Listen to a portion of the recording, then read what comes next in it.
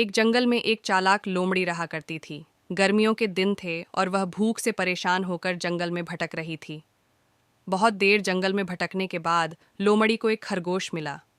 लेकिन खरगोश मिलने के बाद लोमड़ी ने खरगोश को खाने की बजाय उसे छोड़ दिया, क्योंकि वह इतना छोटा था कि उसे खाने से लोमड़ी का पेट कहाँ भरने वाला था। इसके बाद लोमड़ी आगे बढ़ी, फिर से जंगल में भटकने लगी। कुछ देर जंगल में भटकने के बाद भूखी लोमड़ी को एक हिरण डियर दिखा। हिरण को देखते ही लोमड़ी के मुंह में पानी आ गया। लोमड़ी हिरण को पकड़ने के लिए उसके पीछे दौड़ने लगी। लोमड़ी ने अपनी पूरी ताकत से हिरण का पीछा किया, पर हिरण लोमड़ी की पकड़ में नहीं आया। अब लोमड़ी खाने की तलाश में बहुत ही थक चुकी थी। जब लोमड़ी के हाथ हिरण भी नहीं लगा तो लोमड़ी सोचने लगी कि इससे अच्छा होता वह छोटे से खरगोश को ही खा लेती जिसको उसने छोड़ा था। कुछ देर आराम करने के बाद लोमड़ी खरगोश को ढूंढने के लिए फिर से जंगल में भटकने लगी। जंगल में खरगोश को ढूंढते हुए लोमड़ी वहां पहुंची जहां उसने खरगोश रैबिट को देखा था।